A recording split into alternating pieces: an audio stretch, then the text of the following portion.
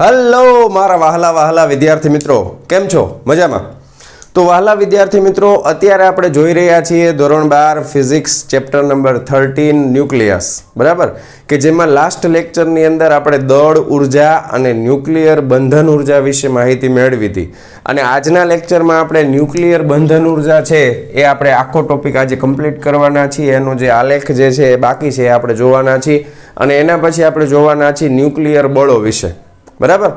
તો ફટાફટ એકવાર રિવાઇઝ કરી લઈએ. લાસ્ટ લેક્ચરમાં આપણે શું શીખ્યા હતા? તો કે પહેલા આપણે શીખ્યા હતા દળ ઉર્જા એટલે શું. તો કે દળને સમતુલ્ય ઉર્જા છે એની વચ્ચેનો સંબંધ મહાન વૈજ્ઞાનિક આલ્બર્ટ આઇન્સ્ટાઈનની સાપેક્ષવાદની થિયરી ઉપરથી આવેલો, જે બહુ પ્રખ્યાત સમીકરણ છે E બરાબર mc², જ્યાં c છે શૂન્યાવકાશમાં પ્રકાશનો વેગ છે, m છે એ દળ છે, અને E છે એ ઉર્જા દર્શાવે છે, બરાબર. પછી આપણે જોયું કે કોઈ પણ દળ, તમે ધારો કે 1 ગ્રામ દળ લઈ લો તો એને સમતુલ્ય ઉર્જા મળી જશે. મોટા ભાગે આપણને જે જરૂર પડવાની છે એ 1 U દળની જરૂર પડવાની છે, બરાબર. એટોમિક માસ યુનિટ જેનું મૂલ્ય હોય છે 1.66 × 10⁻27 કિલોગ્રામ. એને સમતુલ્ય ઉર્જા આપણે ગોતી લીધી હતી. કેટલી લેવાની છે? 931.5 મેગા ઇલેક્ટ્રોન વોલ્ટ. આટલી ઉર્જા આપણે લેશું. કોઈ પણ એમસીક્યુ ગણવાનો હોય, એમસીક્યુની અંદર આપણને આપે તો એટલા યુને સમતુલ્ય ઉર્જા જેટલી આપે એને સાથે સીધો ગુણાકાર આપણે કરીને એનો જવાબ મેળવી શકીએ, બરાબર. એના પછી આપણે જોયું હતું કે ન્યુક્લિયરમાં જે બંધન ઉર્જા હોય છે એ બંધન ઉર્જા છે એ દળ ક્ષતિને સમતુલ્ય હોય છે. એટલે છૂટા છૂટા જેટલા ન્યુક્લિયોન છે, એટલે કે પ્રોટોન અને ન્યુટ્રોન, એનું જ્યારે દળ કરવામાં આવે તો એ દળ વધારે હોય છે. જ્યારે એ ભેગા મળીને ન્યુક્લિયસની રચના કરે તો પોતાનામાંથી અમુક દળ છે એને સમતુલ્ય ઉર્જાનું એ ઉત્સર્જન કરી નાખે છે, અને એના લીધે એ બધા એકબીજામાં જકડાઈને રહે છે. તો જેને આપણે ન્યુક્લિયસની બંધન ઉર્જા તરીકે ઓળખીએ છીએ. જે દળ ક્ષતિને સમતુલ્ય એટલે કે ડેલ્ટા એમને સમતુલ્ય હોય છે, અને એ ઉર્જા છે ડેલ્ટા mc² જેટલી, અને એને જ આપણે ન્યુક્લિયરની બંધન ઉર્જા કહીએ છીએ. તો જે ન્યુક્લિયસની બંધન ઉર્જા વધારે હશે એ ન્યુક્લિયસ સ્થાયી કહેવાય.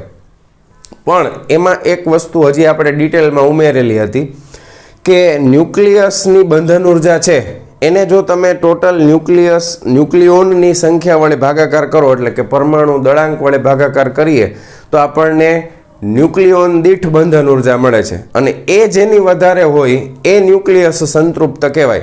જેમ કે હું તમને એક ઉદાહરણ આપીને સમજાવું. ધારો કે બે વસ્તુ છે આપણી પાસે. ધારો કે આપણે એક લોખંડને લઈ લઈ, બરાબર, એટલે Fe56, બરાબર, અને બીજું તમે લઈ લો, ધારો કે યુરેનિયમ લઈ લઈ 238. હવે એક વસ્તુ તમે જુઓ, જેમાં ન્યુક્લિયોનની સંખ્યા વધારે હોય એટલે પરમાણુ દળાંક વધારે હોય એની ન્યુક્લિયો બંધન ઉર્જા છે ને એ વધારે હશે આની, બરાબર. આની સાપેક્ષમાં આની બંધન ઉર્જા છે એ નાની હશે, બાઇન્ડિંગ એનર્જી. તો શું આ વધારે સંતૃપ્ત છે? આ વધારે સ્થાયી છે? તો કે ના, આવું નથી, બરાબર. કારણ કે જો એક સિમ્પલ વસ્તુ તમે સમજો કે જેમાં પ્રોટોન ને ન્યુટ્રોનની સંખ્યા વધારે હોય ને જેટલા વધારે ભેગા થાય એટલું દળ તો એ વધારે જ બહાર કાઢવાના છે. એટલે આની બંધન ઉર્જા તો વધારે જ આવે. જેમ સંખ્યા વધારે હોય આની બંધન ઉર્જા ઓછી આવે. તો શું એવું માની લેવાનું કે આ વધારે સ્થાયી છે, સંતૃપ્ત છે? તો કે ના. એના માટે થઈને આપણે એક બીજી વસ્તુ વ્યાખ્યાયિત કરી હતી. એને આપણે કીધું હતું EBN, ન્યુક્લિયોન દીઠ બંધન ઉર્જા, બરાબર. તો ન્યુક્લિયોન દીઠ બંધન ઉર્જા એટલે શું? તો કે કોઈ પણ પરમાણુની બંધન ઉર્જા લઈ લ્યો અને એના ભાગાકારમાં તમે પરમાણુ દળાંક કરી નાખો, એટલે પ્રોટોન અને ન્યુટ્રોનની સંખ્યા, એટલે તમને એક ન્યુક્લિયોન દીઠ બંધન ઉર્જા મળે. જેની વધારે હોય એ પરમાણુ છે એ વધારે સંતૃપ્ત અથવા તટસ્થ કહેવાય. ખ્યાલ આવ્યો? એની અંદર એની ઉર્જા એટલી વધારે છે કે એને તમે હલાવી શકશો નહીં. એમાંથી પ્રોટોન ને ન્યુટ્રોનને છૂટા કરવા અઘરા છે. તો તમે યાદ રાખો, આની જે ન્યુક્લિયોન દીઠ બંધન ઉર્જા છે ને એ આની સૌથી વધારે છે, લોખંડની, અને એના કરતાં આની ઓછી છે. એટલે આ છે એ વધારે સ્થાયી છે. આ કેવું છે? વધારે સ્થાયી તત્વ છે. અને આ યુરેનિયમ છે એ અસ્થાયી છે, કારણ કે આ ભલે વધારે હોય પણ આપણે તો ન્યુક્લિયોન દીઠ જોવાની છે. આની ઓછી છે, આની વધારે છે. આની કેટલી છે? તો કે આયનની જે છે એ 8.75 મેગા ઇલેક્ટ્રોન વોલ્ટ છે. ન્યુક્લિયોન દીઠ બંધન ઉર્જા આ વધારે છે, કોની? લોખંડની. જ્યારે યુરેનિયમની કેટલી છે તો કે એની છે 7.6 મેગા ઇલેક્ટ્રોન વોલ્ટ. તો આ વધારે છે જો, એટલે આ વધારે સ્થાયી છે, આ અસ્થાયી છે. ખ્યાલ આવ્યો? લાસ્ટ લેક્ચરમાં આપણે અહીંયા સુધી ડિસ્કશન કર્યું હતું કે ન્યુક્લિયોન દીઠ બંધન ઉર્જા એટલે શું? તો કે કુલ બંધન ઉર્જા હોય એને ભાંગ્યા તમારે પરમાણુ દળાંક કરી નાખવાનો. એટલે તમને એક ન્યુક્લિયોન દીઠ, ન્યુક્લિયોન એટલે પ્રોટોન હોઈ શકે, ન્યુટ્રોન હોઈ શકે, એના દીઠ બંધન ઉર્જા તમને મળે. તો એ જેની વધારે હોય એ તત્વ છે એ સ્થાયી કહેવાય. બરાબર? આખી નહીં જોવાની, ધ્યાન રાખજો. આખી બંધન ઉર્જા અરે સ્થાયીપણાને કાંઈ લેવા દેવા નથી. બરાબર? આની તમે જોશો તો આની આખાની લગભગ 1800 આડે ગાળે આવે, આની એના કરતાં 450 જેવી સમથિંગ આવે. બરાબર? તો આ વધારે સ્થાયી એવું નહીં. ન્યુક્લિયોન દીઠ બંધન ઉર્જા જેની વધારે એ સ્થાયી. સમજાણું ને? એટલે આ એક ખાસ મગજમાં રાખવાનું. બંધન ઉર્જા વધારે હોવાથી સ્થાયી નથી થવાતું, પણ ન્યુક્લિયોન દીઠ બંધન ઉર્જા વધારે હોવાથી તત્વ સ્થાયી થાય છે. ખ્યાલ આવ્યો? બરાબર છે? તો આ એક મગજમાં રાખશો. હવે આપણે આલેખ તરફ આગળ વધીએ. બીજું, આલેખ અત્યારે જે હું દોરવાનો છું એ ગોખવાની જરૂર નથી. પરીક્ષામાં તમને ડાયરેક્ટ આલેખ પૂછશે નહીં, અને એ આલેખ ગોખવાની કોઈ જરૂરિયાત નથી. પણ એના જે એ આલેખ ઉપરથી જે આપણે તારણ કાઢવાના છીએ, બરાબર છે, એના ઉપરથી જે આપણે અનુમાન લેવાના છીએ એ અગત્યનું છે. તો આલેખ આપણે એ ડીટો ટુ ડીટો જે ટેક્સ્ટ બુકમાં છે એ પ્રમાણે ગોખવાની કોઈ જરૂરિયાત નથી.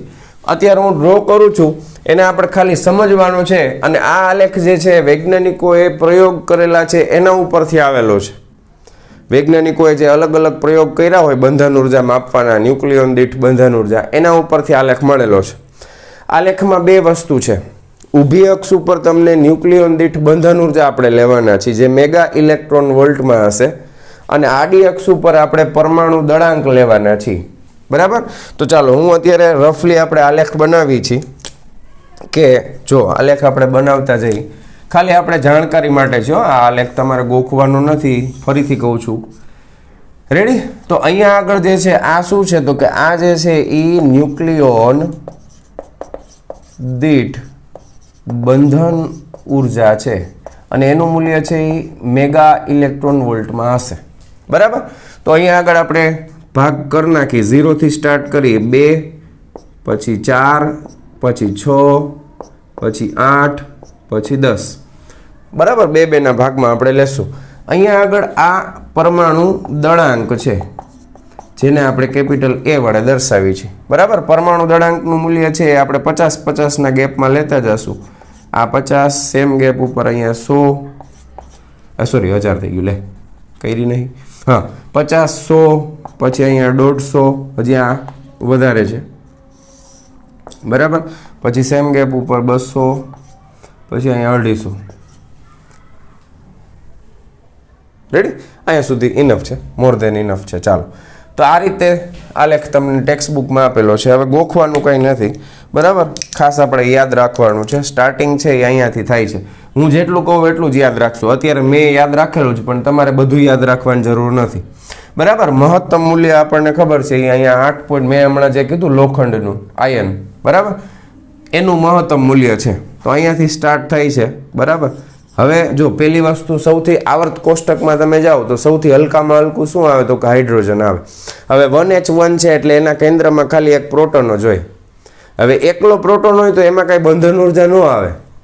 ખબર છે ને? બંધન ઉર્જા ક્યારે આવે તો બે ભેગા થાય, ઓછામાં ઓછા 2 ન્યુક્લિયોન ભેગા થવા જોઈએ. એટલે એક પ્રોટોન એક ન્યુટ્રોન ભેગા થાય એને તોડો છૂટા પડે તો બંધન ઉર્જા મળે ને. હવે એકલા પ્રોટોનમાં શું હોય બંધન ઉર્જા? કાંઈ ન હોય.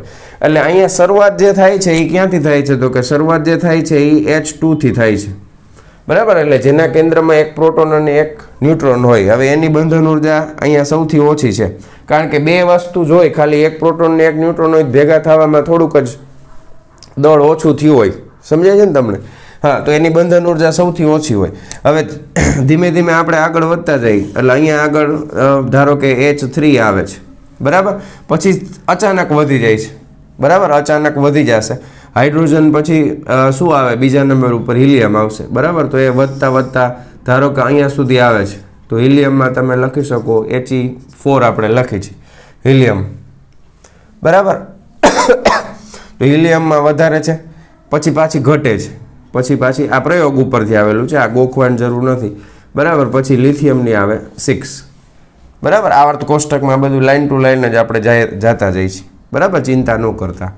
હા, હાઇડ્રોજન, હિલિયમ, લિથિયમ, પછી કાર્બનમાં આવશે, કાર્બનમાં પાછી વધશે, બરાબર. તો એ 6C આખું લખવાની જરૂર નથી, C12 તમે લખો એટલે ચાલે, બરાબર. આપણે C12 કરી નાખ્યું, બરાબર. હા, પછી પાછી ઘટશે એટલે પાછું અહીંયા નાઇટ્રોજન આવશે, બરાબર, 14.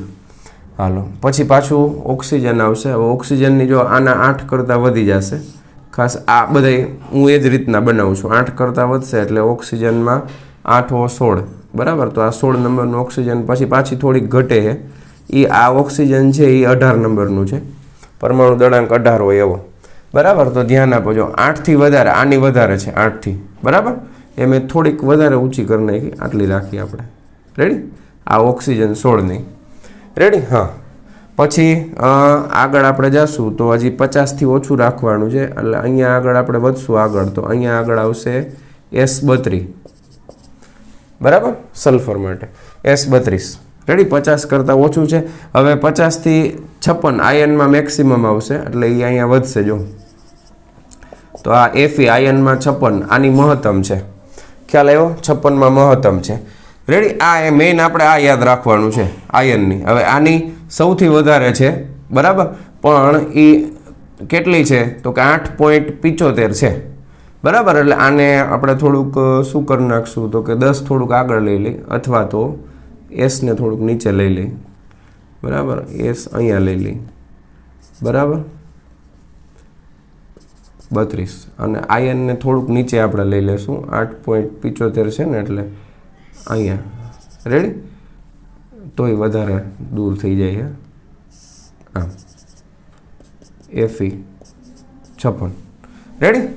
હા, આપણે આનાથી કંઈ બહુ જાજુ લેવા દેવા નહીં, પણ તમને હું કિંમત પણ સાથે સાથે કહેતો જઈશ. તો આલેખ તમે જોશો તો આ રીતનું આપણે ગોખવાની કોઈ જરૂર નથી. ફાઇનલી ઘટતા ઘટતા 7 સુધી વહી જાય છે, એ U238, બરાબર. એટલે 7 અહીંયા ક્યાંક આવે છે ને, એટલે એ એપ્રોક્સિમેટ અહીંયા ક્યાંક હશે, આ U238, રેડી. પછી 100 ઉપર જે મળે છે એ મોલિબ્ડેનમ MO 100 અહીંયા હોય છે, મોલિબ્ડેનમ, બરાબર. પછી આયોડિન 127 ઉપર હોય છે. આ બધું ગોખવાની જરૂર નહીં, બરાબર. આયોડિન 127 અહીંયા ક્યાંક હોય છે, બરાબર. આ રીતનો આલેખ તમને ટેક્સ્ટ બુકમાં આપેલો છે. અહીંયા હજી બીજા 2 અલગ અલગ તત્વો છે, ગોખવાની કોઈ જરૂર નથી, ફરી પાછો કહું છું. હવે આ આલેખ ઉપરથી પહેલાં તો આપણે છે ને અમુક લક્ષણો જોવાના છે આલેખને, અમુક આપણે અનુમાન કરવાના છે. આલેખને પહેલાં તો વ્યવસ્થિત ચેક કરી અને અમુક તારણ આપણે કાઢવાના છે, બરાબર. તો પહેલાં 2 મુદ્દામાં ટેક્સ્ટ બુકમાં તમને છે ને આ આલેખ ઉપરથી જે જોવા મળે છે, અનુમાન આપણે કરી શકીએ આલેખ ઉપરથી, એ 2 અનુમાન આપણને આપ્યા છે. આલેખ ઉપરથી પહેલાં આપણે અનુમાન કરવાના છીએ, અથવા તો આલેખના તમે લક્ષણો કહી શકો. 2 અનુમાન છે, ખાસ ધ્યાન આપજો, 2 અનુમાન છે. એ અનુમાન આપણે જોશું અને એના ઉપરથી 4 તારણ આપણે યાદ રાખવાના છે. તો અનુમાન ને તારણ આ અગત્યના છે. આલેખ બહુ ગોખવાની કોઈ જરૂર નથી. ખાસ 2 વસ્તુ આપણે ધ્યાન રાખશું, એક આ 238 અને 56 વાળું, બરાબર. હવે આના માટેની જે ન્યુક્લિયોન દીઠ બંધન ઉર્જા છે એ સૌથી વધારે છે. કેટલી છે તો કે 8.75 મેગા ઇલેક્ટ્રોન વોલ્ટ, બરાબર. અને આ યુરેનિયમ 238 છે એની 7.6 મેગા ઇલેક્ટ્રોન વોલ્ટ છે. આ 2 આપણે યાદ રાખવાની, બરાબર. 7.6 ઓલમોસ્ટ આ 6 ની ઉપર આવશે, રેડી. 7.6 મેગા ઇલેક્ટ્રોન વોલ્ટ, આની 8.75 મેગા ઇલેક્ટ્રોન વોલ્ટ છે, રેડી. હાલો, હવે એના લક્ષણો તમે પહેલાં આપણે ચેક કરી. તો સૌથી પહેલું લક્ષણ આપણને જોવા મળે છે કે અહીંયા આગળ બંધન ઉર્જા આ વિસ્તારમાં સૌથી વધારે છે, બરાબર. આ વિસ્તારમાં બંધન ઉર્જા વધારે છે. તો બંધન ઉર્જા વધારે છે એ ક્યાંથી સ્ટાર્ટ થાય છે તો કે ઓલમોસ્ટ તમે જુઓ તો 30થી વધારે, બરાબર. 30થી વધારે એટલે આ 32નું છે, ત્યાંથી લઈ અને ઓલમોસ્ટ તમે અહીંથી સ્ટ્રેટ લાઇન ડ્રો કરો તો ઓલમોસ્ટ તમને છે ને અહીંયા આગળ તમે જાશો તો એ 170 મળશે. તો અહીંયા આગળ એ 170 છે અને અહીંયા આગળ એની કિંમત છે એ ક્યાં સુધી છે તો કે એ 30થી છે, બરાબર. તો આની વચ્ચે આની ઉપરના જેટલા છે એ બધાની બંધન ઉર્જા કેવી છે તો કે વધારે છે. એવું પહેલાં આપણને આલેખનું લક્ષણ આપણને જોવા મળે છે. બરાબર. તો પહેલું આપણે જોશું કે 30 કરતાં મોટો અને 170 કરતાં નાનો પરમાણુ દળાંક હોય એ બધા માટે, બરાબર, આ બધા જ તત્વો માટે, બરાબર, આ બધા જ તત્વો માટે જે બંધન ઉર્જા ન્યુક્લિયોન દીઠ બંધન ઉર્જા છે, બરાબર, એટલે જેને હું અત્યારે ટૂંકમાં લખું છું EBN કહીએ છીએ, બરાબર. તો EBNનું મૂલ્ય લગભગ, બરાબર, લગભગ અચળ મળે છે. કેવું મળે છે? અચળ મળે છે, બરાબર, કારણ કે ઓલમોસ્ટ તમે જુઓ એક સરખું જ તમને જોવા મળે છે, અચળ મળે છે. હવે એનું મૂલ્ય અચળ મળે છે એનો મતલબ એમ થયો કે અહીંયા પરમાણુ દળાંક છે એ 30 થી 170 વચ્ચે છે, તો પરમાણુ ક્રમાંક તો અલગ અલગ હશે બધાય. તો એના ઉપરથી કહી શકાય કે પરમાણુ ક્રમાંક, આખું નથી લખતો, પરમાણુ ક્રમાંક એટલે Z પર આધારિત નથી. એનો મતલબ એમ જ થયો ને, Z પર આધારિત નથી. પરમાણુ ક્રમાંક ભલે ને ગમે હોય, કોના ઉપર આધારિત છે? પરમાણુ દળાંક ઉપર આધારિત છે, પરમાણુ ક્રમાંક ઉપર આધારિત નથી. એક વસ્તુ એ નોટિસ કરો. બીજું આપણે મેં જે હમણાં આલેખમાં જે કીધું એ તમે નોટિસ કરો કે સૌથી વધારે મૂલ્ય કોના માટે છે તો કે EBNનું સૌથી મહત્તમ એટલે મેક્સિમમ મૂલ્ય કોના માટે છે તો કે લોખંડ માટે, બરાબર. તો જેના માટે તમે કહી શકો મહત્તમ મૂલ્ય કોના માટે છે તો કે જેનો પરમાણુ દળાંક 56 છે એના માટે મૂલ્ય મહત્તમ છે. અને એનું મૂલ્ય કેટલું છે તો કે EBN મેક્સ જે છે એ કેટલું છે તો કે એ છે 8.75 મેગા ઇલેક્ટ્રોન વોલ્ટ. રેડી? દેખાય છે આ મહત્તમ 8.75. તથા હવે આ ન્યૂનતમ નથી, બરાબર, પણ આ અસ્થાયી છે. હવે પરમાણુ દળાંક વધારે હોવા છતાંય આના કરતાં મૂલ્ય ઓછું છે, એટલા માટે આપણે એનું મૂલ્ય યાદ રાખવાના છીએ કે A238 માટે, બરાબર, એટલે કયું તત્વ થાય? યુરેનિયમ 238. એના માટે જે મૂલ્ય છે EBNનું મૂલ્ય કેટલું છે તો કે 7.6 મેગા ઇલેક્ટ્રોન વોલ્ટ છે. તો પહેલું લક્ષણ આપણને આલેખ ઉપરથી આ જોવા મળ્યું. રેડી? બીજું લક્ષણ સાવ સહેલું. તો આની નીચે તમે જાઓ તોય મૂલ્ય ઓછા છે અને આની આગળ તમે જાઓ 170 થી વધારે તોય તમને ન્યુક્લિયોન દીઠ બંધન ઉર્જાના મૂલ્ય કેવા મળે છે? ઓછા. તો મેઇન બે આપણે લક્ષણો જોયા, બરાબર, કે A લેસ ધેન 30 તથા A ગ્રેટર ધેન 170 માટે, બરાબર, EBN એટલે ન્યુક્લિયોન દીઠ બંધન ઉર્જાના મૂલ્ય, બરાબર, મૂલ્યો કેવા છે તો કે નાના છે. રેડી? ક્લિયર છે આટલું? કોઈ વાંધો નથી ને? તો આ મેઇન આપણે બે લક્ષણો ખાસ આપણને આલેખ ઉપરથી જોવા મળ્યા. આ આલેખ પ્રાયોગિક છે, પ્રયોગ ઉપરથી આવેલો છે, બરાબર છે. તમે જો આ રીતના વધઘટ થયા રાખે છે, તો એ પ્રેક્ટિકલ કર્યો હોય તો જ આપણને ખ્યાલ આવે. રેડી? અને બીજું તમે એવું પણ જોઈ શકો કે શરૂઆતમાં છે એ બંધન ઉર્જા ઝડપથી વધે છે, પછી અમુક અંતર સુધી બંધન ઉર્જા અચળ થાય છે અને પછી પાછી ઘટતી જાય છે, પણ ઝડપથી ઘટતી નથી, એ ધીમે ધીમે ઘટે છે. ખ્યાલ આવ્યો? તો મેઇન આ બે વસ્તુ છે. અને આ બે મુદ્દા ઉપરથી હવે આપણે 4 મુદ્દા નિષ્કર્ષના તારવવાના છે. કેના? આ બે અનુમાન કર્યા એના ઉપરથી તમને કંઈક નિષ્કર્ષ મળે ને, તો 4 આપણે નિષ્કર્ષ જોવાના છે. તો ફટાફટ વિડીયો પોઝ કરીને આ બે મુદ્દા લખી નાખો. આલેખ ગોખવાની જરૂર નથી, મેઇન આ બે વસ્તુ જોવાની છે. રેડી? ચાલો, પાકું? Okay, done. હવે આપણે નિષ્કર્ષ તરફ આગળ વધી છે. આ બે મુદ્દા ખાસ ધ્યાન રાખો, યાદ રાખી લ્યો, બરાબર. હાલ હવે આપણે જોશું આ બે અનુમાન જે કર્યા ને એના ઉપરથી આપણે નિષ્કર્ષ તારવવાના છીએ. તો નિષ્કર્ષના 4 મુદ્દા છે, બરાબર, નિષ્કર્ષ તારવવાના 4 મુદ્દા છે. તો હવે આપણે નિષ્કર્ષ તરફ આગળ વધીએ છીએ બાળકો. નિષ્કર્ષ શું તારવું? નિષ્કર્ષ પહેલું નિષ્કર્ષ એ હોય કે આલેખ ઉપરથી કે આ બળ જે છે ન્યુક્લિયરની જે બંધન ઉર્જા છે કે ન્યુક્લિયોન દીઠ બંધન ઉર્જા છે એ કેવા પ્રકારનું બળ છે તો કે બધાય પ્રોટોન અને ન્યુટ્રોનને જકડી રાખે છે અંદર. તો જકડી રાખે તો કેવા પ્રકારનું હોય તો કે આકર્ષી પ્રકારનું હોય. તો નિષ્કર્ષનો પહેલો મુદ્દો આપણે યાદ રાખશું કે બળ છે એ આકર્ષી પ્રકારનું છે, બરાબર છે, આકર્ષી પ્રકારનું છે, બરાબર છે. બળ છે એ કેવું છે તો કે આકર્ષી પ્રકારનું છે. અને એ જે બળ છે એ કયા ક્રમનું છે તો કે એક ન્યુક્લિયોન માટે, આ ન્યુક્લિયોન દીઠ છે ને, તો એક ન્યુક્લિયોન માટે આ બળ છે એ મેગા ઇલેક્ટ્રોન વોલ્ટના ક્રમનું છે, બરાબર છે. બળ છે એ મેગા ઇલેક્ટ્રોન વોલ્ટના ક્રમનું છે, આકર્ષી પ્રકારનું છે અને મેગા ઇલેક્ટ્રોન વોલ્ટના ક્રમનું છે. આ પહેલો નિષ્કર્ષ આપણે તાર્યો કે બળ છે એ આકર્ષી પ્રકારનું છે તો જ જકડીને રાખી શકે ને, બરાબર. અને મેગા ઇલેક્ટ્રોન વોલ્ટના ક્રમનું છે. હાલો, બહુ સરસ. પછી બીજો નિષ્કર્ષ આપણે શું તાર્યો? તો કે બીજો નિષ્કર્ષ જે આપણે તારવીએ છીએ એ છે કે આમ આલેખની અંદર જે આપણને જોવા મળે છે કે આના માટે મૂલ્ય અચળ છે એનું આપણે તારણ કાઢીશું. ધ્યાન રાખજો. એ 30 થી 170, તો 30 લેસ ધેન એ લેસ ધેન 170 માટે જે મૂલ્ય આપણને અચળ મળે છે, મૂલ્ય કેવું મળે છે? અચળ. તો એના ઉપરથી તમે શું કહી શકો? હવે આપણે જગ્યા ઓછી છે એટલે હું તમને સમજાવતો જઈશ, તમે ટેક્સ્ટબુકમાંથી ડિટેલમાં રીડ કરી શકશો, બરાબર. એટલે આપણે યાદ ખાસ સમજવાનું ઇમ્પોર્ટન્ટ વધારે હોય. તો એમાંથી આપણને ખબર પડે છે કે આ જે બળ છે ને એ લઘુ અંતરીય બળ છે. લઘુ અંતરી બળ છે. કેવું છે? લઘુ અંતરી. નાના નાના ન્યુક્લિયસ ઉપર જ બળ લાગી શકે, નજીકના ન્યુક્લિયર ઉપર જ બળ લગાવી શકે. હવે એને સમજવા માટે આપણે આકૃતિની મદદ લઈ. ધારો કે હું અહીંયા આગળ એક ન્યુક્લિયસ મેં બનાવ્યું, બરાબર. હવે આ ન્યુક્લિયસની અંદર તમને ખબર છે ઘણા બધા અસંખ્ય માત્રાની અંદર પ્રોટોન અને ન્યુટ્રોન છે એ બધા જકડાયેલા હશે, બરાબર. હવે આપણે જો હું બનાવું છું થોડુંક બને એટલું ઝડપથી, ટાઈમ ઓછો તમારો બગડે એ રીતે આપણે ટ્રાય કરી અને બાકીની જેટલી જગ્યા છે એને આપણે રેડ કલરથી રાખી દઈ, બરાબર. એટલે પ્રોટોન ને ન્યુટ્રોન બધા જકડાયેલા છે બધા એવું તમને દેખાય આમાં. તો સમજો બસ, આ મેઇન મુદ્દો આ ખાસ સમજવાનો છે. પછી આના પછીના બે મુદ્દા સાવ સહેલા છે.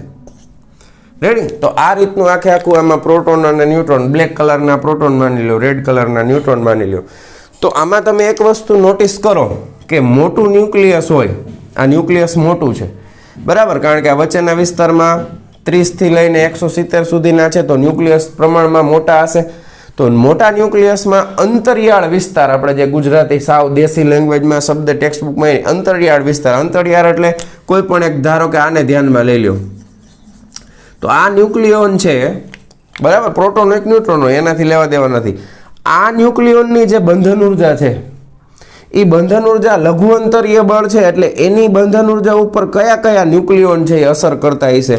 તો કે એના પડોશી ન્યુક્લિયોન જે છે એ એક આ છે, આ છે, આ છે, આ છે, આ છે, આ છે, આ છે. આના પડોશી ન્યુક્લિયોનમાં એની નજીકના બધા ન્યુક્લિયોન આવી જાય, બરાબર છે. તો આ ન્યુક્લિયોનના જેટલા પડોશી ન્યુક્લિયોન છે તો એ પડોશી ન્યુક્લિયોનની સંખ્યા, બરાબર. ધારો કે પડોશી ન્યુક્લિયોન છે, પડોશી ન્યુક્લિયોન એની સંખ્યા એટલે એ આંકડો થયો તો એ સંખ્યા ધારો કે પી છે. કેટલી છે? પડોશી ન્યુક્લિયોનની સંખ્યા કેટલી છે? પી જેટલી છે, બરાબર. તો આ સેન્ટરમાં જે ન્યુક્લિયોન છે એની બંધન ઉર્જા આ પડોશી ન્યુક્લિયોન ઉપર આધારિત હશે. તો એની જે બંધન ઉર્જા છે ને, કારણ કે લઘુ અંતરીય બળ છે તો એ બંધન ઉર્જા બધાય ન્યુક્લિયોન ઉપર, એની આજુબાજુના ન્યુક્લિયોન ઉપર આધારિત હશે. તો એ બંધન ઉર્જા છે એ લગભગ તમને આપેલી છે કેપી છે. તો જ્યાં કે શું છે તો કે છે એ ઉર્જાનો એકમ છે, બરાબર. બંધન ઉર્જા છે એટલે કે જેટલી, અને પી અચળ સંખ્યા છે. જેટલા પડોશી ન્યુક્લિયોન હશે એની કાંઈક આંકડો આવશે અને કે છે એ તમને ઉર્જાનો એકમ છે, કે છે એ ઉર્જાનો એકમ ધરાવે છે. તો આટલી બંધન ઉર્જા એની પાસે હશે. હવે તમે કોમન સેન્સથી વિચાર કરો જો કે આ ન્યુક્લિયોન છે એની બંધન ઉર્જા એની બાજુના ન્યુક્લિયોન ઉપર આધારિત છે. તો આ ન્યુક્લિયોનને આ છેડા ઉપર આ ન્યુક્લિયોન છે એ કાંઈ અસર કરી શકે? આ કાંઈ અસર કરી શકે? તો કે ના, આ એનાથી બહુ દૂર છે. આ ન્યુક્લિયોન ઉપર આ ન્યુક્લિયોન કાંઈ અસર કરી શકે? તો કે ના, આ એનાથી બહુ દૂર છે. ખ્યાલ આવ્યો? તો આ કેસની અંદર મોટા ભાગના જેટલા ન્યુક્લિયોન છે ને એ સેન્ટરમાં વધારે છે. જો ધાર ઉપર ઓછા હશે, સેન્ટરમાં વધારે છે. સેન્ટરમાં વધારે છે ને એ બધા એના પડોશી ન્યુક્લિયોનની ઉર્જા ઉપર આધારિત છે. એટલે એવું તમે કહી શકો કે સરેરાશ ઉર્જા જેટલી છે એ બધાની ઓલમોસ્ટ એક સરખી આવે. સેન્ટરમાં જેટલા ન્યુક્લિયસ છે, એ બધા ન્યુક્લિયોનની જે બંધન ઉર્જા ન્યુક્લિયોન દીઠ છે એ ઓલમોસ્ટ એક સરખી આવે. કારણ કે બધા ઓલમોસ્ટ સેન્ટરમાં છે અને બધાના પડોશી ન્યુક્લિયોનની સંખ્યા ઓલમોસ્ટ સરખી છે. પણ જેટલા ધાર ઉપર છે, ધાર ઉપરનાની ન્યુક્લિયોન દીઠ બંધન ઉર્જા ઓછી હોય, કારણ કે એના પડોશી ન્યુક્લિયોનની સંખ્યા ઓછી હોય ને. ખ્યાલ આવે તમને શું કહેવા માંગુ છું? બરાબર. તો સેન્ટરમાં વધારે છે, ન્યુક્લિયોનની સંખ્યા સેન્ટરમાં વધારે છે, એટલા માટે ન્યુક્લિયોન દીઠ બંધન ઉર્જા સરેરાશ જે મળે છે એ ઓલમોસ્ટ એક સરખી મળે છે. હવે આની અંદર તમે એક ન્યુક્લિયોન એડ કરો, ધારો કે બહારથી તમે એક ન્યુક્લિયોન એડ કર્યો, ધારો કે બહારથી એક પ્રોટોન નાખ્યો, તો તમે બહારથી એક ન્યુક્લિયોન એડ કર્યો એના લીધે શું આની બંધન ઉર્જામાં કાંઈ ફેર પડે? તો કે ના, કારણ કે બહારથી તમે જે એડ કરશો એ આવશે ક્યાં? તો કે એ તો ધાર ઉપર આવશે ને, અહીંયા આવશે ને, સેન્ટરમાં થોડોક ઘૂસવાનો છે, એ તો બહાર આવશે. તો આની બંધન ઉર્જા છે એ આની બંધન ઉર્જામાં કાંઈ અસર કરી શકશે નહીં. ખ્યાલ આવ્યો તમને શું કહેવા માંગુ છું? તો ન્યુક્લિયોન દીઠ બંધન ઉર્જા છે એ સેન્ટરમાં મોટા પરમાણુઓની અંદર જેમાં ન્યુક્લિયોનની સંખ્યા વધારે હોય એ વધારે હોવાના લીધે અને પ્લસ એ બંધન ઉર્જા એના પડોશી ન્યુક્લિયોનની બંધન ઉર્જા ઉપર અસર કરતી હોવાથી સરેરાશ બંધન ઉર્જા આખા ન્યુક્લિયસની કેવી મળે છે? કે ઓલમોસ્ટ કોન્સ્ટન્ટ, એક સમાન તમને મળે છે, અચળ મૂલ્ય તમને એટલા માટે મળે છે. બરાબર, કારણ કે એ લઘુ અંતરીય બળ છે, ગુરુ અંતરીય બળ નથી. તો આ બીજો મુદ્દો ખાસ તમે ધ્યાનથી સમજજો. ન સમજાણું હોય તો પાછું રિવાઇન્ડ કરીને એકવાર પાછું જોઈ લો તો તમને ખાસ આઈડિયા આવી જશે. રેડી? હવે પ્રેક્ટિકલી તમને સમજાવું, બરાબર, કેવી રીતના હોય. હવે બીજી એક વસ્તુ તમે નોટિસ કરો કે તમે ખરેખર આ જે લખશો ને એ આ ટેક્સ્ટબુકમાં નથી, પણ આ તમને આઈડિયા આવવો જોઈએ. 92U238 છે. તો જેમ જેમ ન્યુક્લિયસ મોટું થાય ને એમ શું થવું જોઈએ? તો કે એમ છે ને, તમે એક વસ્તુ નોટિસ કરો, ન્યુટ્રોનની સંખ્યા વધે, પ્રોટોન ન વધે. ન્યુટ્રોનની સંખ્યા વધે છે, જો પ્રોટોનની નથી વધતી. આમાં ન્યુટ્રોનની સંખ્યા તમારે ગણવી હોય તો A માઇનસ Z કરો એટલે 238 માઇનસ તમે 92 કરશો, 8માંથી 2 જાય તો 6, બરાબર, 13માંથી 9 જાય તો 4, આ એક 146 આવે. આ 146 ન્યુટ્રોન છે, પણ પ્રોટોન કેટલા છે? તો કે 92 જ છે. એવું કેમ હશે? જો વિચારો, ધારો કે 2 પ્રોટોન હશે ને, તો પ્રોટોન ધન વિદ્યુત ભાર છે, ધન વિદ્યુત ભાર હોય તો કુલંબીય અપાકર્ષણ બળ લગાવે, ખબર પડે છે. પણ ન્યુટ્રોન તો વિદ્યુતીય રીતે તટસ્થ છે, ન્યુટ્રોન તો વિદ્યુતીય રીતે તટસ્થ છે. તો ન્યુટ્રોન તટસ્થ હોવાથી કોઈ પણ જાતનું કુલંબીય આકર્ષણ કે અપાકર્ષણ બળ લગાવતો નથી. માત્ર ને માત્ર કયું બળ લાગે? તો કે ન્યુક્લિયરમાં જે બંધન ઉર્જાનું બળ લાગતું હોય એ જ બળ લગાવી શકે. પણ પ્રોટોન તો દૂર હોય તોય કુલંબીય બળ લગાવે. ન્યુટ્રોન ભલે ને ગમે એટલા દૂર હોય, ખાલી બંધન ઉર્જાનું જ બળ લાગે. ખબર પડે છે? ધારો કે તમે માનો કે આ એક પ્રોટોન છે રેડ કલર વાળો, બરાબર, તો આ પ્રોટોન છે એ એના નજીકના પ્રોટોન ઉપર અપાકર્ષણ બળ લગાવે અને આ પ્રોટોન દૂરના પ્રોટોન ઉપર અપાકર્ષણ બળ લગાવે. એ આપણે શીખી ગયા છીએ કુલંબીય બળમાં કે કુલંબીય બળ છે એ ભલે ગમે એટલું અંતર હોય લાગશે તો ખરું જ, પણ માની લો કે અહીંયા ન્યુટ્રોન છે, આ ન્યુટ્રોન, તો એ આ ન્યુટ્રોન ઉપર કોઈ જાતનું અપાકર્ષણ બળ ન લગાવે. સમજાય છે તમને? એ માત્ર ને માત્ર બંધન ઉર્જાનું જે બળ છે એટલું જ લગાવશે. સમજાય છે ને શું કહું છું? તો ખાસ નિષ્કર્ષમાં આ 2 મુદ્દા, પહેલા 2, બીજા 2 મુદ્દા સહેલા છે પ્રમાણમાં. ખાસ આ બીજો મુદ્દો સમજવો થોડોક ટફ હતો, તો એ હવે તમે પાછું જોશો એટલે ખ્યાલ આવી જશે. હવે મેઇન બાકીના 2 મુદ્દા છે એ સહેલા છે. ધારો કે ત્રીજો મુદ્દો છે એમાં ન્યુક્લિયર વિખંડનની પ્રક્રિયા વિશે થોડીક બેઝિક માહિતી આપી છે જે ડિટેલમાં આપણે આગળ શીખવાના છીએ, બરાબર. તો તમે એક વસ્તુ વિચાર કરો, આ 238 છે, તો ધારો કે તમે કોઈ ન્યુક્લિયસ લ્યો છો કે જેનું પરમાણુ દળાંક છે એ 240 છે, તો આની બંધન ઉર્જા કેવી હોય? બંધન ઉર્જા EB ઓછી હશે, બરાબર ને? આ ગ્રાફ ઉપરથી આપણને ખબર પડી, નીચે જાય તો ઘટે. હવે સામે ધારો કે આના 2 ભાગ કરી નાખો, આના તમે 2 ભાગમાં વિભાજન કરો તો ન્યુક્લિયર વિખંડનની પ્રક્રિયા કહેવાય. શું કહેવાય? ન્યુક્લિયર વિખંડનની પ્રક્રિયા. હવે એના 2 ભાગ કરો એટલે એક્ઝેક્ટ એક સરખા જ કરો, તો 112 દુ 24, જેનો પરમાણુ દળાંક 120 હોય એવા 2 બનાવો, બરાબર ને? ટોટલ 240 હતા, એમાંથી તમે 120 વાળા 2 બનાવ્યા. હવે 120 જે છે એ તમે આમ ગ્રાફમાં આગળ જાઓ તો આમ તમે ઉપર આગળ વધશો ને, આમ વધો છો ને, તો અહીંયા આગળ બંધન ઉર્જા જો વધારે છે, તો આની બંધન ઉર્જા છે, આની બંધન ઉર્જા છે એ વધારે છે. આની બંધન ઉર્જા ન્યુક્લિયોન દીઠ બંધન ઉર્જા તમે ગણો તો આ ઓછી છે. આની ન્યુક્લિયોન દીઠ બંધન ઉર્જા અને આની ન્યુક્લિયોન દીઠ બંધન ઉર્જા કેવી છે? વધારે છે. તો એનો મતલબ શું થયો કે મોટું ન્યુક્લિયસ હતું એમાંથી તોડીને તમે જ્યારે 2 ન્યુક્લિયસ બનાવો છો તો નાના 2 ન્યુક્લિયસની ન્યુક્લિયોન દીઠ બંધન ઉર્જા એક મોટા ન્યુક્લિયસની બંધન ઉર્જા કરતાં વધારે છે. તો બંધન ઉર્જા યાદ કરો ક્યારે વધે, ન્યુક્લિયોન દીઠ બંધન ઉર્જા વધે છે એનો મતલબ એમ કે જ્યારે એ તૂટ્યા હશે ત્યારે એમાંથી જે દળનું વિભાજન થયું હશે ત્યારે એને અમુક દળનું ઉર્જામાં રૂપાંતર કરી નાખ્યું હશે. ખ્યાલ આવે છે? તો જ બંધન ઉર્જા વધે ને. દળનું રૂપાંતર ઉર્જામાં થાય તો જ બંધન ઉર્જામાં શું થાય? વધારો થાય. તો જ્યારે મોટું ન્યુક્લિયસ બે નાના ન્યુક્લિયસમાં વિભાજન પામે છે ત્યારે એમાં દળનું રૂપાંતર ઉર્જામાં થાય છે અને એ ઉર્જા આપણે મેળવી છે. તો આ જે પ્રક્રિયા છે એને શું કહેવામાં આવે છે? આને કહેવામાં આવે છે ન્યુક્લિયર વિખંડન. શું કહેવાય? ન્યુક્લિયર વિખંડનની પ્રક્રિયા. અને એવું થાય ત્યારે અમુક ઉર્જા છે એ એમાંથી છૂટી પડશે અને એ ઉર્જા આપણે મેળવી છે. જે ન્યુક્લિયર પાવર પ્લાન્ટ હોય એની અંદર આપણને આ ઉર્જા મળે છે. ચેન રિએક્શન હોય એ ડિટેલમાં આપણે આગળ જોશું. બરાબર? વિખંડનની પ્રક્રિયા થાય. બરાબર? હવે આને તમને એક ઉદાહરણથી સમજાવું. ધારો કે એક મોટું ન્યુક્લિયસ હતું એક્સ, એમાંથી એનું વિભાજન થઈ ગયું વાયમાં પ્લસ ઝેડમાં. બરાબર? તો આની બંધન ઉર્જા ઓછી છે ન્યુક્લિયોન દીઠ, આની બંધન ઉર્જા વધારે છે એટલે વધારાની કંઈક તમને ઉર્જા મળશે. બરાબર? આ વધારાની ઉર્જા તમને મળશે. આ ઉર્જા આપણને મળશે. તમે તોડો ને તો આપણને મળે. ખ્યાલ આવ્યો? રેડી? તો આ ન્યુક્લિયર વિખંડન. અને છેલ્લો મુદ્દો જે છે ચોથા નંબરનો એ ન્યુક્લિયર સંલયનની પ્રક્રિયા છે. સંલયન. બરાબર? સંલયન એટલે શું? ધારો કે તમે કોઈ પરમાણુ દળાંક જેનો 10 અથવા એના કરતાં ઓછો હોય આવા ન્યુક્લિયસ લ્યો અને આવા બે ન્યુક્લિયસ છે એને ભેગા કરો. આવા બેને ભેગા કરો એટલે x + y. આ નાના ન્યુક્લિયસને ભેગા કરો છો. બરાબર? બે નાના ન્યુક્લિયસને ભેગા કરો છો અને એક મોટું ન્યુક્લિયસ બનાવો છો. એક ન્યુક્લિયસ મોટું બનાવો છો. તો જો જેનો પરમાણુ દળાંક 10 કરતાં ઓછો છે એની બંધન ઉર્જા કેવી છે? ઓછી. પણ 10 કરતાં વધે છે, પરમાણુ દળાંક 10 કરતાં વધે છે એમ બંધન ઉર્જામાં પણ શું થાય છે? તો કે વધારો થાય છે. બરાબર? તો આ બેની ન્યુક્લિયોન દીઠ બંધન ઉર્જા કેવી હશે? આની ઉર્જા ઓછી, આની ઉર્જા ન્યુક્લિયોન દીઠ બંધન ઉર્જા ઓછી, પણ ઝેડની બંધન ઉર્જા કેવી છે? વધારે. હવે બંધન ઉર્જા વધારે એટલે એ એકદમ ઠસોઠસ ભરેલા હોય, એકદમ ચુસ્તપણે જકડાયેલા હોય. ટેક્સ્ટબુકના શબ્દો છે, તમારા મગજમાં ઘૂસે એટલે કહું છું. ઠસોઠસ ભરેલા હોય. બંધન ઉર્જા વધારેનો મતલબ પ્રોટોન અને ન્યુટ્રોન ઠસોઠસ ભરેલા હશે.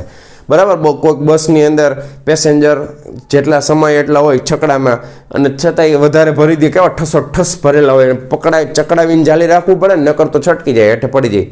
બરાબર? છકડો હાલતો હોય ને એમાં જગ્યા હોય ખાલી 5 જણાની, ભરી દે 15 જણા, તો એ બાકીના જે આડાવડા લટકતા હશે એ બધા કેવા ચકડાવીને જાલીને પકડી રાખ્યું હોય કે નીકળી ન જાય. અને છકડો હાલે સ્પીડમાં પડી જાય તો રામ રમી જાય. બરાબર? એના જેવું છે. તો ઠસોઠસ ભરેલા હોય તો બંધન ઉર્જા વધારે. તો આ બેની ન્યુક્લિયોન દીઠ બંધન ઉર્જા ઓછી, પણ જે ન્યુક્લિયર બન્યું બીજું એની બંધન ઉર્જા જો કેવી છે? તો કે વધારે છે. જો વધારે છે તો વધારે છે એટલે એનો મતલબ એમ કે આવું થાય તો આ વધે છે તો તોય આને કંઈક ઉર્જા મુક્ત કરી હોય. બરાબર? તો બાકી આ કેસની અંદર પણ આ ઉર્જા આપણને મળે. બરાબર ને? કારણ કે આ કેસની અંદર આ ઠસોઠસ છે. ખ્યાલ એવું? તો જ્યારે ઠસોઠસ થાય, ભરાય, જકડાય ત્યારે એ કંઈક દ્રવ્યના સ્વરૂપમાં ઉર્જા મુક્ત કરશે. E = mc² જેટલી, અને એ ઉર્જા આપણને મળે. તો આ ન્યુક્લિયર સંલયનની પ્રક્રિયા થઈ જે સૂર્યની અંદર થાય છે. બરાબર? સૂર્યની અંદર આ પ્રક્રિયા થઈ છે જે આપણે ડિટેલમાં આગળ શીખવાના છીએ. તો છેલ્લા બે મુદ્દાની અંદર ન્યુક્લિયર વિખંડન અને ન્યુક્લિયર સંલયનની પ્રક્રિયા છે. હવે વિખંડનની જે પ્રક્રિયા છે ને એમાં ઘણા બધા પ્રોબ્લેમ છે. આમાં રેડિયેશન થાય. આ રેડિયો એક્ટિવ તત્વ છે બધાય, અને રેડિયેશનનો આપણી પાસે કોઈ ઈલાજ નથી. અને રેડિયેશન છે એ હજારો વર્ષો સુધી ચાલુ જ રહે. બરાબર? એને દૂર નથી કરી શકતા. અત્યારે પણ આપણી પાસે ન્યુક્લિયર પાવર પ્લાન્ટમાંથી જે કચરો, જે વેસ્ટ બહાર નીકળે છે એ વેસ્ટ પણ હજારો વર્ષ સુધી પોતાનામાંથી રેડિયેશન કાઢે છે. તો એ કચરાને કેવી રીતના દાટવો, ક્યાં જવા દેવો, અવકાશમાં નાખો તો ત્યાંથી રેડિયેશન પાછું આવે, તો એની અમુક પર્ટિક્યુલર મેથડથી આપણે એ કચરો દૂર કરી શકીએ છીએ. બરાબર? અને એ પણ 100% ઇફિશિયન્ટ મેથડ નથી. ધારો કે મીઠાની અગર હોય ને એની નીચે તમે બહુ ઊંડે સુધી એને જઈને દાટી દો તો મીઠામાંથી રેડિયેશન બહાર ન નીકળે. એ એક મેથડ છે, પણ એ બહુ ખતરનાક છે આ બધું. પણ ન્યુક્લિયર સંલયનની પ્રક્રિયા સહેલી પડે આમ જોવા જાઉં તો. કેવી રીતે? તો કે આમાં કોઈ રેડિયેશન તો થવાનું નથી. આ કંઈ હાઇડ્રોજન કે હિલિયમ છે એ કંઈ રેડિયેશન તો પોતાનામાં બહાર નથી કાઢવાના. પણ એનો બીજો પ્રોબ્લેમ છે કે આ પ્રક્રિયા કરવી હોય ને તો બહુ ઊંચું તાપમાન જોઈએ, ખૂબ જ વધારે તાપમાન જોઈએ. તો એને હોટ ન્યુક્લિયર સંલયનની પ્રક્રિયા કહેવાય, ન્યુક્લિયર ફ્યુઝન. બરાબર. આને ઇંગ્લિશમાં ફિશન કહેવાય, વિખંડનને સંલયનને ફ્યુઝન કહેવાય. તો હોટ ફ્યુઝન થાય છે સૂર્યમાં, ખરેખર હોટ ફ્યુઝન થાય છે. વૈજ્ઞાનિકો અત્યારે મથે છે કે ભાઈ આપણે પૃથ્વી ઉપર ઓછા તાપમાનમાં, સૂર્યનું તાપમાન તો બહુ ઓછા તાપમાન એના કરતાં ઓછા પણ ઓમ વધારે જોયો, પણ ઓછા તાપમાનમાં જો આપણે આ સંલયનની પ્રક્રિયા કરી શકીએ ને તો આપણને ઘણો બધો બેનિફિટ થઈ શકે. બરાબર. તો ન્યુક્લિયર સંલયનની પ્રક્રિયા એને કોલ્ડ ફ્યુઝન કહેવાય. તો કોલ્ડ ફ્યુઝન માટે વૈજ્ઞાનિકોના ઘણા બધા રિસર્ચ અત્યારે ચાલુ છે, જેથી કરીને આપણને ઘણી બધી ઉર્જા મળી શકે અને રેડિયેશન ફ્રી હોય પાછી, તો એ પણ બેનિફિટ આપણને થઈ શકે. બરાબર. તો આ એક સરસ મજાનો મુદ્દો ન્યુક્લિયર બંધન ઉર્જાનો જે લાસ્ટ લેક્ચરમાં આપણે બાકી રાખ્યો હતો એ અહીંયા આપણે કમ્પ્લીટ કર્યો છે. તો ખાસ જે આ ઇમ્પોર્ટન્ટ 4 મુદ્દા છે એ બધા ખાસ તમે જોઈ લો, ગ્રાફ ઉપરથી જોઈ લો, ગ્રાફમાં ચેક કરી લો, ટેક્સ્ટ બુકમાં ચેક કરી લો, એકવાર રીડ કરી લો, નોટ ડાઉન કરતા જાઓ મેં જે પ્રમાણે સમજાવ્યું છે એ પ્રમાણે. બરાબર. અને હવે એના પછીનો ટોપિક આપણે જોવાના છીએ ન્યુક્લિયર બળ વિશે. બરાબર. તો આ પહેલાં ફટાફટ વિડીયો પોઝ કરીને આટલું લખી લ્યો. ચાલો જવા દઉં છું. ચાલો વિદ્યાર્થી મિત્રો, નેક્સ્ટ ટોપિક છે ન્યુક્લિયર બળ. એકદમ સરસ ટોપિક છે. બરાબર. હવે તમને બીજી વસ્તુ કહી દઉં કે એક્ઝામની અંદર ઘણો બધો સિલેબસ આ ચેપ્ટરમાંથી નીકળી ગયો છે અને ચેપ્ટર ઇમ્પોર્ટન્ટ છે. 9 માર્કનું પૂછાય છે, 5 માર્કના MCQ છે અને 2 માર્કના 2 અથવા 3 પ્રશ્નો પૂછી શકે ઓપ્શનમાં. તો ખાસ એમાં આ ઇમ્પોર્ટન્ટ ટોપિકની અંદર આવી જશે ન્યુક્લિયર બળ. બરાબર. કારણ કે બીજી બધી ઘણી બધી ઇમ્પોર્ટન્ટ વસ્તુ છે એ નીકળી ગઈ છે. બરાબર. એટલે એના વિશે આપણે ચર્ચા પછી કરશું, શું નીકળી ગયું છે એ. પણ નીકળી ગયું છે એ નીકળી ગયું, હવે એની ચર્ચા કરીને કાંઈ ફાયદો નથી. તો જે છે જેટલું છે એ ઇમ્પોર્ટન્ટ છે એ તમને કહેતો જઈશ. બરાબર. તો ન્યુક્લિયર બળ એટલે શું? તો કે સૌથી પહેલાં આપણે થોડુંક બંધન ઉર્જા વિશે ડિસ્કશન કરવાનું છે ન્યુક્લિયર બળમાં. કે બંધન ઉર્જા આપણે પરમાણુવાળા ચેપ્ટરમાં જોઈ હતી કે બંધન ઉર્જા છે એ ઇલેક્ટ્રોનની બંધન ઉર્જાનું જે મૂલ્ય હાઇડ્રોજન માટે આપણે ચર્ચા કરી હતી, તો સૌથી વધારે કેટલું હતું? તો કે -13.6 ઇલેક્ટ્રોન વોલ્ટ હતું. તો એ જે મૂલ્ય આવતું હતું એ ઇલેક્ટ્રોન વોલ્ટના ક્રમનું હતું. પણ આપણે ન્યુક્લિયસમાં હમણાં જે ડિસ્કશન કર્યું એના ઉપરથી આપણને શું ખબર પડી કે જેની પાસે સરેરાશ દળ ધરાવતા, એટલે જેનો પરમાણુ દળાંક 30 થી 170 ની વચ્ચે છે એવા લગભગ મોટા ભાગના બધાય, એ બધાય માટે આપણને ન્યુક્લિયોન દીઠ બંધન ઉર્જાનું મૂલ્ય સરેરાશ જે મળે છે એ કેટલું મળે છે? એપ્રોક્સિમેટલી 8 મેગા ઇલેક્ટ્રોન વોલ્ટ જેટલું મળે છે. તો જો ઇલેક્ટ્રોનની બંધન ઉર્જા જે હતી એ કેટલી હતી? તો કે ઇલેક્ટ્રોન વોલ્ટના ક્રમની હતી, 13.6 મેક્સિમમ. અને અહીંયા આગળ સરેરાશ જે ન્યુક્લિયર દીઠ બંધન ઉર્જા છે એ કેટલી છે? ન્યુક્લિયોન દીઠ બંધન ઉર્જા એ સરેરાશ 8 મેગા ઇલેક્ટ્રોન વોલ્ટ છે. તો એના કરતાં તો ઘણું મોટું બળ છે આ. એના કરતાં તો ઘણું વધારે આ બળ છે. બરાબર. જે ન્યુક્લિયસની અંદર લાગે છે, પ્રોટોન અને ન્યુટ્રોનની વચ્ચે લાગે છે. બરાબર. અને બીજી વસ્તુ, હવે મેં તમને હમણાં જ કીધું કે માની લો કે 2 પ્રોટોન છે. બરાબર. એક પ્રોટોન અહીંયા છે, બીજો પ્રોટોન અહીંયા છે. બરાબર. બે ગમે એટલા દૂર હોય તો બંને વચ્ચે હંમેશા કુલંબીય અપાકર્ષણ બળ તો લાગવાનું જ છે. આ આને આમ ધક્કો મારશે, આ આને આમ ધક્કો મારશે. બરાબર. કુલંબીય અપાકર્ષણ બળ, કુલંબીય બળ આપણે પહેલા ચેપ્ટરમાં શીખી ગયા કે Q1 Q2/r². તો આ બળ તો ગુરુઅંતરીય બળ છે. એટલે ન્યુક્લિયસની અંદર જેટલા પ્રોટોન હોય બધા એકબીજા ઉપર કુલંબીય અપાકર્ષણ બળ તો લગાવશે જ. અને છતાંય તમારે છે ને બધાય પ્રોટોન અને બધાય ન્યુટ્રોનને ભેગા જકડીને રાખવાના છે એકદમ નાની એવી જગ્યામાં, ન્યુક્લિયસમાં. તો તમે વિચાર કરો કે ન્યુક્લિયર બળ છે એ કેટલું બધું પ્રબળ હશે. અને આ બળ ઉપર પ્રભુત્વ જમાવીને પછી એ બળ લાગતું હોય તો તમે વિચારી શકો છો કે ન્યુક્લિયર બળ છે એ ઘણું મોટું છે. અને બીજી વસ્તુ તમને કહું, ધોરણ 11નું જે પહેલું ચેપ્ટર આવતું હતું એ હવે અત્યારે સિલેબસમાંથી નીકળી ગયું છે. જેની અંદર જૂના સિલેબસમાં જે હતું એની અંદર તમને 4 મૂળભૂત પ્રકારના બળો વિશે માહિતી આપવામાં આવતી હતી. જે લોકો અત્યારે 12માની એક્ઝામ દેવાના છે એને ખબર હશે. 4 મૂળભૂત બળોમાં સૌથી પહેલું કયું આવે? તો કે ગુરુત્વાકર્ષણ બળ આવે, સૌથી નિર્બળ હોય. બરાબર. પછી બીજું વિદ્યુતીય બળ આવે. વિદ્યુતીય બળ છે એ ગુરુત્વાકર્ષણ બળ કરતાં ઘણું વધારે પ્રબળ હોય. પછી ત્રીજા નંબરમાં શું આવે? તો કે સ્ટ્રોંગ ન્યુક્લિયર બળો આવે, જે ન્યુક્લિયસની અંદર લાગે, જે આ છે અત્યારે આપણે જે જાણીએ છીએ. આ સૌથી વધારે પ્રબળ બળ હોય તો એ આ છે દુનિયાની અંદર, એને સ્ટ્રોંગ ન્યુક્લિયર બળ કહેવાય. અને એના પછીનું જે આવે છે એ વીક ન્યુક્લિયર બળો આવે. તો વીક ન્યુક્લિયર બળો છે એ આના કરતાં થોડુંક નિર્બળ હોય પણ બાકીના બે કરતાં પ્રબળ હોય. બરાબર છે, જે એમાં આલ્ફા બીટા રેડિયેશન થાય છે, રેડિયેશનવાળો ટોપિક છે, એમાંથી આ બધું પાછું નીકળી ગયું, આલ્ફા ક્ષય ને બીટા ક્ષય ને બધું. તો એ જે છે એમાં વીક ન્યુક્લિયર બળ આવે. તો ગુરુત્વાકર્ષણ બળ વિદ્યુતીય બળ કરતાં ઘણું બધું પ્રબળ હોય એવું આ બળ છે, ન્યુક્લિયર બળ. તો આ આપણને કોમન ડિસ્કશન ઉપરથી ખ્યાલ આવ્યો આટલો. પછી વૈજ્ઞાનિકોએ 1930 થી લઈ બરાબર 1930 થી 1950ના ગાળામાં ઘણા બધા પ્રયોગો કર્યા હતા. એ પ્રયોગો ઉપરથી 3 નિષ્કર્ષ આપણે યાદ રાખવાના છે ન્યુક્લિયર બળોને લગતા.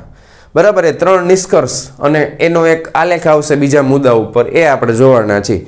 તો નિષ્કર્ષનો પહેલો મુદ્દો છે એ તો આ જ છે. બરાબર છે, વિદ્યુતીય બળ ઉપર જ પહેલો મુદ્દો આપણને આપેલો છે.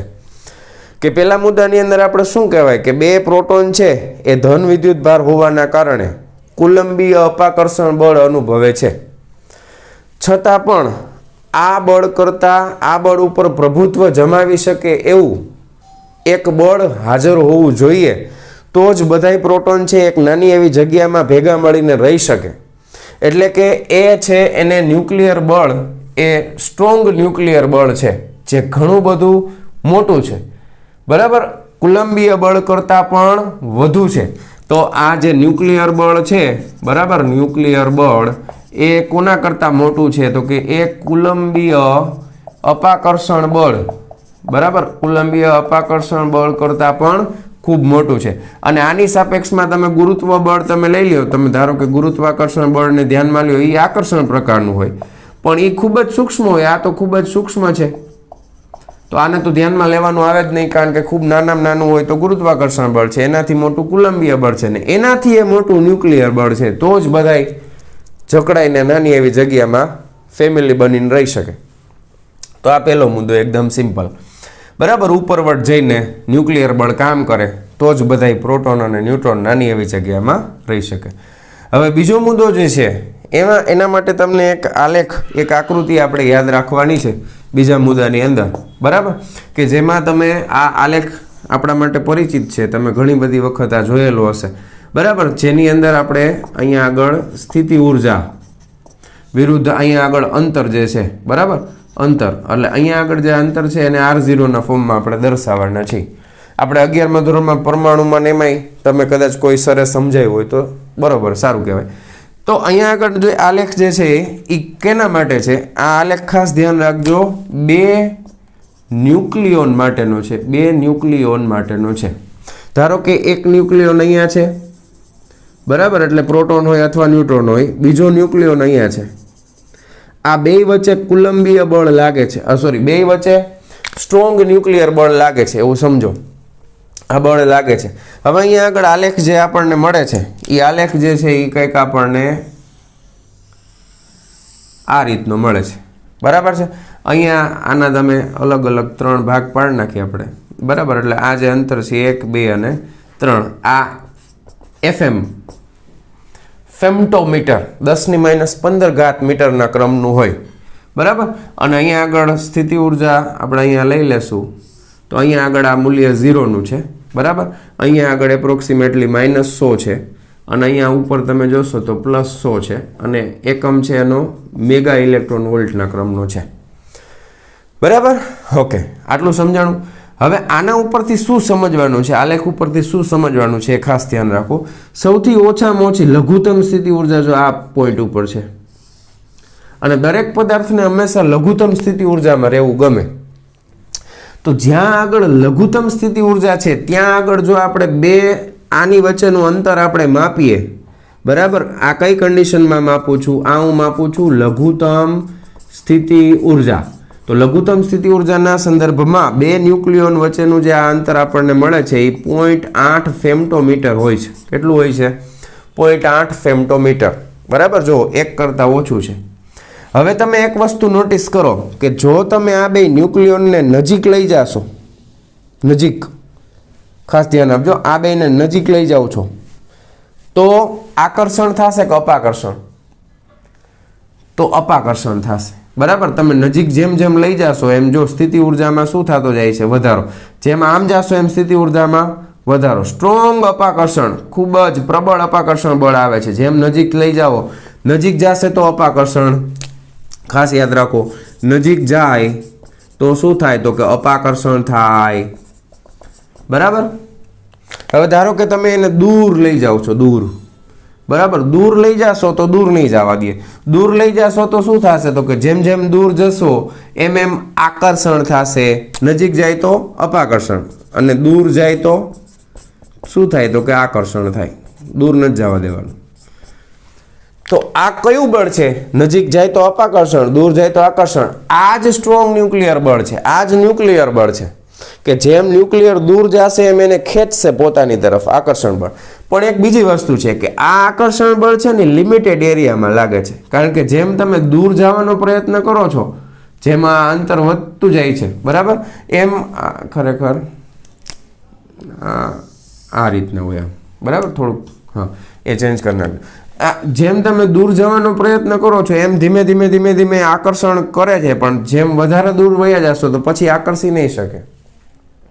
એટલા માટે એક વસ્તુ મેં તમને લાસ્ટ ટાઈમ થિયરીમાં કહેવાની રહી ગઈ, એને જે છે ને એ સંતૃપ્તતાનો ગુણધર્મ કહેવાય। શું કહેવાય? સંતૃપ્તતાનો ગુણધર્મ।